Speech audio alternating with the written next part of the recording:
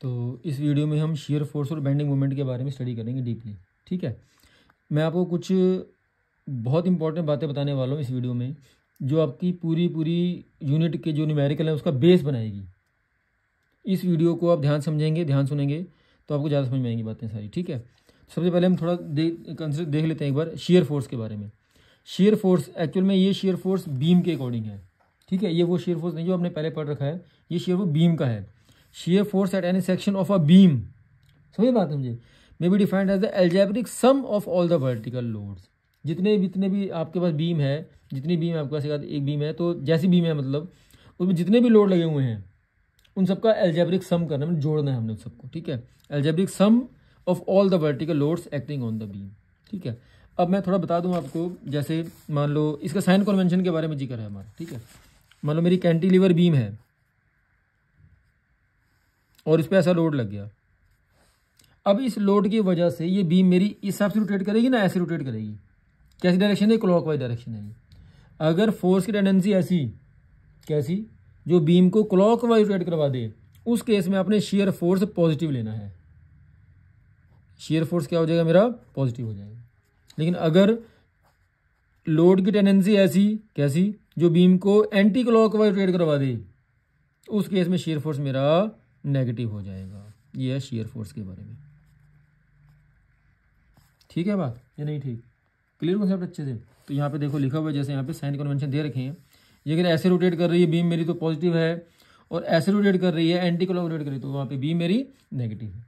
ठीक है, नेक्स्ट हमारा बेंडिंग मोमेंट के बारे में जिक्र है। बेंडिंग मोमेंट, अब उसमें तो all algebraic sum of all vertical load था ना, इस केस में क्या बोलना है? Algebraic sum of moments of all the vertical load.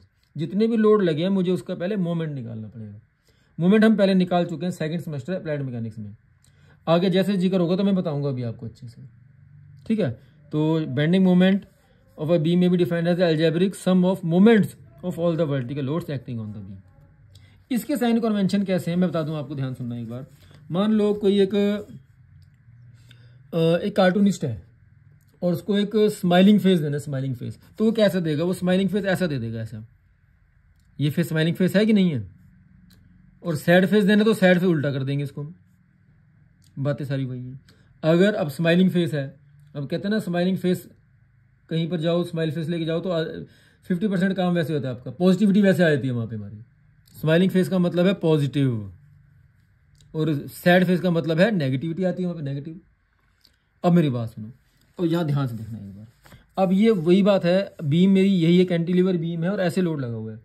इस वजह से, इस फोर्स की वजह से बीम किस हिसाब से कर्व खाएगी, कर्व लेगी, ऐसा लेगी या ऐसा लेगी। अब मैं बता दूं आपको, या ये पॉइंट तो फिक्स हो गया, यहाँ पे लोड लग गया तो यहाँ से जब लोड लगा तो बीम ऐसे जाएगी ना, इस हिसाब से जाएगी, ऐसे जाएगी। दिख रहे हो आप? ये कर्व कैसा है बताओ? ये कर्व है सैड फेस वाला। तो ध्यान रहे, जहां पर अगर सेम केस है, शियर फोर्स मेरा पॉजिटिव था तो वहां बेंडिंग मोमेंट मेरा वहां पे नेगेटिव हो जाएगा। समझो बात को, ठीक है बात? और यहाँ पे देखो, यहाँ पे ये फोर्स ऊपर लग रहा है, अपर लग रहा है, और ये बीम ऐसे जाएगी या नहीं जाएगी? ठीक है ना बात? ये कैसा है? पॉजिटिव आ गया, तो यहाँ पे बेंडिंग मोमेंट क्या हो जाएगा मेरा? पॉजिटिव हो जाएगा। समझो बात। एक बात और, जैसे मैंने कहा स्माइल फेस है ना, स्माइल फेस है ना, स्माइल फेस पॉजिटिव है, तो इस पॉजिटिव बेंडिंग मोमेंट को सैगिंग भी बोलते हैं हम, स्माइल फेस सैगिंग। एस वहां पे मैच करवा दी मैंने आपके लिए। स्माइलिंग फेस है, पॉजिटिविटी है, पॉजिटिव है, बेंडिंग मोमेंट पॉजिटिव है, कॉन्वेक्सिटी डाउनवर्ड बन रही है इसमें, तो वो क्या कहलाएगा मेरा? सैगिंग बेंडिंग मोमेंट कहलाएगा। और अगर कॉन्वेक्सिटी अपवर्ड बन रही है, देख रहे हो आप, सैड फेस है, नेगेटिव बेंडिंग मोमेंट है, उसे कहते हैं हॉगिंग। ये लिखा हुआ हॉगिंग। कई बार एक नंबर पूछा सैगिंग के बारे में बताओ, हॉगिंग के बारे में बताओ, तो बातें क्लियर है सारी यहाँ पे। ठीक है बात। नेक्स्ट हमारा शियर फोर्स डायग्राम और बेंडिंग मोमेंट डायग्राम के बारे में स्टडी करेंगे हम लोग अब डीपली। उसको करवाने से पहले मैं कुछ बातें आपको बताना चाहूँगा। ये वो रूल हैं जो आगे जाके आपको बहुत ज़्यादा हेल्प करेंगे। ठीक है, देखिए ध्यान से एक बार। अगर मैंने कहा, अगर मेरे पास कैंटिलीवर बीम हो,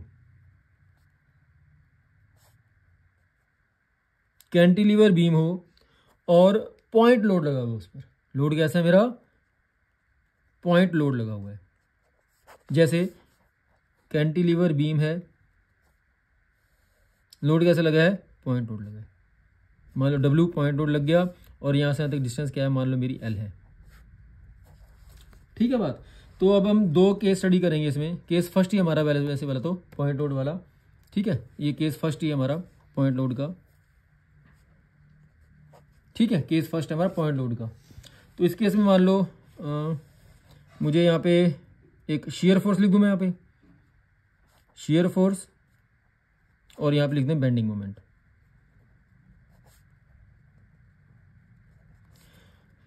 कैंटिलीवर बीम हो और पॉइंट लोड लगा हुआ हो, आपसे मैं कहूँ शियर फोर्स के लिए लोड बताओ, लोड आपने बोलना है W या W। पॉइंट कैंटिलीवर बीम हो, पॉइंट लोड लगाओ, मैं आपसे बेंडिंग मोमेंट के लिए आपसे मैं लोड पूछूंगा, लोड कितना है इस पे, आपने बोलना है W/L, क्योंकि मोमेंट निकालना होता है, W/L से मोमेंट निकल के आएगा वहां से। मैं सिंपल लेवल में बता रहा हूँ आपको ये बात। और अगर इसी केस में मुझे शियर फोर्स डायग्राम बनाना पड़ जाए, शियर फोर्स डायग्राम,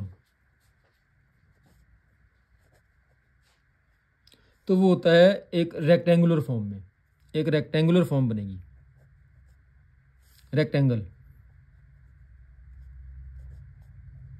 बने, ठीक है। और वही बात है, केस वही है। अगर मुझे यहाँ पे बेंडिंग मोमेंट डायग्राम बनाना पड़ जाए, बेंडिंग मोमेंट डायग्राम एक ट्रायंगुलर फॉर्म में जाएगा, इस फॉर्म में जाएगा, ठीक है, एक ट्रायंगुलर फॉर्म बनेगी, मैं लिख दूं ट्रायंगल फॉर्म। देखिए जैसे यहाँ पे बना भी हुआ है, यहाँ पे ये देखो कैंटिलीवर बीम है, पॉइंट लोड लगा हुआ है, शियर फोर्स डायग्राम कैसा है इसका, एक रेक्टेंगुलर फॉर्म में बना हुआ है, और बेंडिंग डायग्राम कैसा है, एक ट्रायंगुलर फॉर्म में बना हुआ है, ट्रायंगल बन रहा है। यहाँ पे लोड W है, यहाँ पे W/L है, जैसे मैंने बताया अभी आपको, ठीक है। कि केस सेकंड स्टडी करते हैं हम, ये केस फर्स्ट था हमारा, केस सेकंड।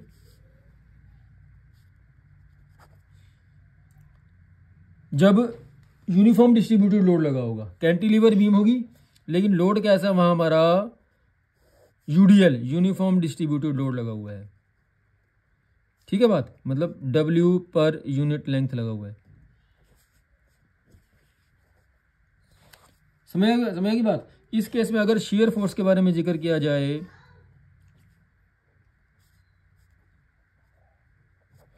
मैं आपसे पूछूं लोड कितना है यहाँ पे, आपने यहाँ बोलना है लोड हमारा है W/L, और अगर बेंडिंग मोमेंट के बारे में जिक्र किया जाए और मैं यहाँ पूछूं आपसे लोड कितना है, तो आपने बोलना है W/L/L/2।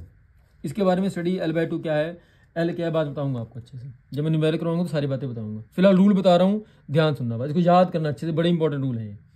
और अगर मुझे शियर फोर्स डायग्राम बनाना पड़ जाए, शियर फोर्स डायग्राम, तो एक ट्रायंगुलर फॉर्म में जाएगा। किस फॉर्म में जाएगा, एक मैं लिख रहा हूं ट्रायंगल, ठीक है। और वही बात है, अगर बेंडिंग मोमेंट डायग्राम बनाना पड़ जाए, और ये बनाना पड़ेगा, एक कर्व शेप में आएगा, कर्व शेप में आएगा, मैं लिख रहा हूं यहां पे कर्व शेप, कर्व, इसी को ध्यान रखना अच्छे से। तो ये पेज बहुत इंपॉर्टेंट पेज है हमारा, ठीक है। आपने इसको अच्छे से डीपली स्टडी करना है, इसको अच्छे से याद करना है, उसके बाद आप न्यूमेरिकल करोगे तो कहीं कोई दिक्कत नहीं आएगी आपको। इस न्यूमेरिकल अगली वीडियो में स्टडी करेंगे, ठीक है।